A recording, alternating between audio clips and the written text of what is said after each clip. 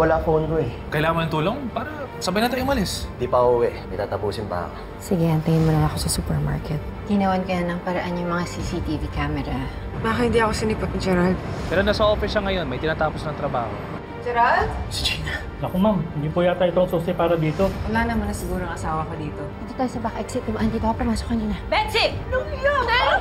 Nay, tama na! Kung gusto mo mawala lahat, bumalik sa squatter, wala akong pake. Pero wag mong idamay si Betsy! Doesn't make sense. May narinig akong boss na nagtatalo. Ang dami mo ng in-effort, Betsy. Gusto mong bumalik sa kampungan dahil sa kakatihan mo? Suko ka na ba? Gusto mo na ba na maghiwalay na lang tayong dalawa?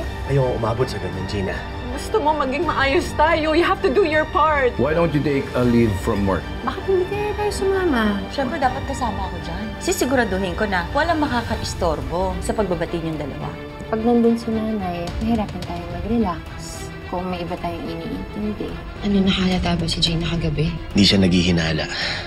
Pero binigyan niya ako ng ultimatum na kapag di ko naayos yung gulo namin, maaaring humantong kami sa hiwalayan.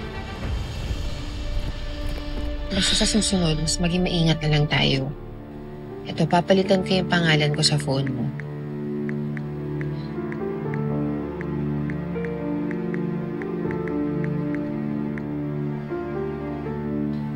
Yan. Para walang makalam na nag-uusap tayo. Busy sa bala?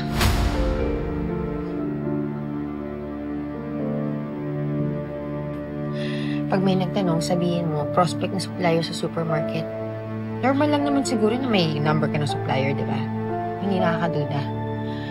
Sa pag tumawag si Mrs. Zabala, alam mo na. Sige, ako na bahala dito. Bye.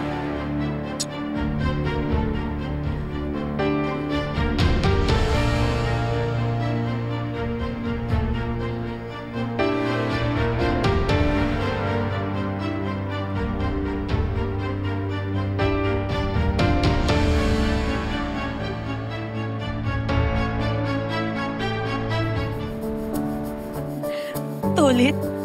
Saan mo ba talaga ako dadalhin? Basta, surprise nga eh. Kulit mo talaga. Ang layo na natin, ha? Wait lang. Yeah.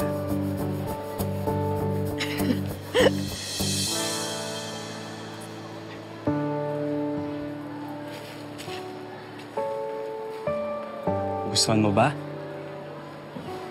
Alam ko, madalas makulit ako.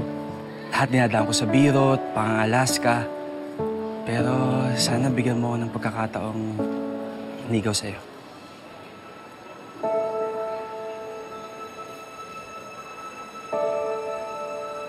Gusto mo bang mapalitan? Ba't mo pinakialaman ang mga ayos ng mga paninda? Itigil mo lang ang kalukuhang to. Nakakahiya na. Babalik ko naman sa dating ayos yung mga yan eh. Tsaka, hindi ito kalokohan. Julia, seryoso ako. Gusto talaga kita. Di ba malinaw ang usapan natin last time? Hindi ako interesadong maka-boyfriend. Kung hindi ka pa ready, willing to wait naman ako.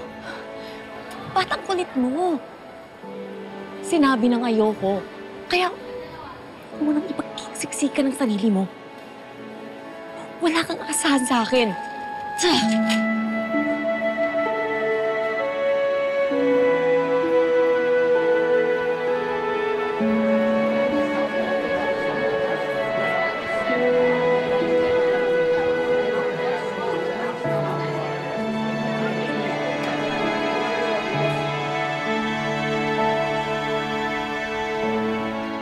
Don't get me wrong. Alam kong gusto niyo sumama sa amin this weekend.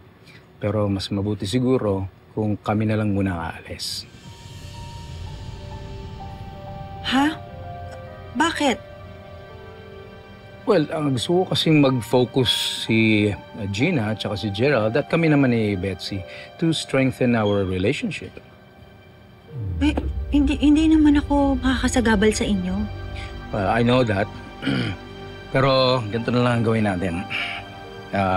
Planuhin na lang natin next time na tayong lahat. Kasi alam ko namang mapapagod ka lang sa biyahe. it's very uncomfortable. So next time, pag nagplano tayo, kasama na tayo lahat. Sige. Okay lang, Robert. Walang problema. Okay. So, paano? Mauna na muna ako, ha? Love? At meron akong meeting kasama si Vivian. Sige, love. Ingat ka. Okay, ingat, ha? Susan?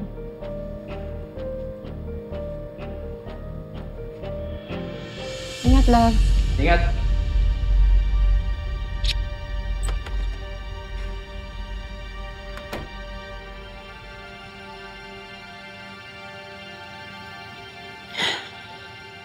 Ikaw ang nagsulsol kay Robert para hindi ako isama, no?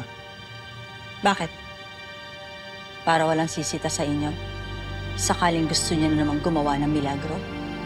Huwag ka nga praning, Nay. Di ba ang promise ko sa'yo, hindi ko na uulitin yun? Siguraduhin mo yan. Dahil oras na malaman ko na may kalokohan ka na namang gagawin para masira ang mga plano natin, ako mismo kakalbo sa'yo. Tingnan ko lang kung gustuhin ka pa at habol-habulin ka pa ng Gerald.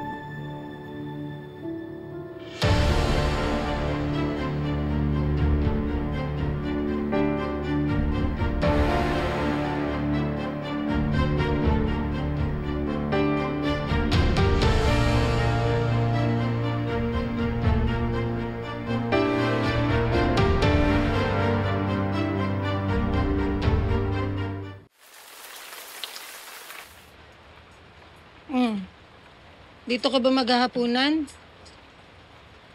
Hindi ka ba hanapin ang asawa mo? Minsan naiisip ko na mas mabuti pang wag na lang umuwi na eh. Kasi tuwing magkakaharap kami ni Gina, nauuwi lang sa sumbatan at pagtatalo. Eh, lalong hindi maaayos yan kung iiwasan at tatakasan mo ang problema.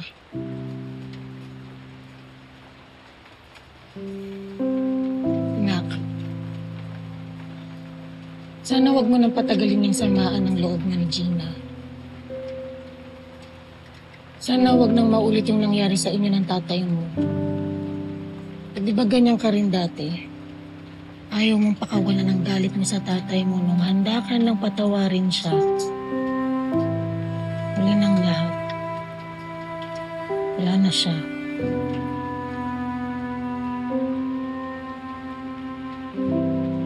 Anak, huwag mong hayaan pati si Gina mawala sa'yo.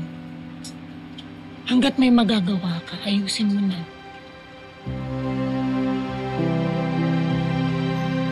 Isalba mo ang relasyon mong mag-asawa.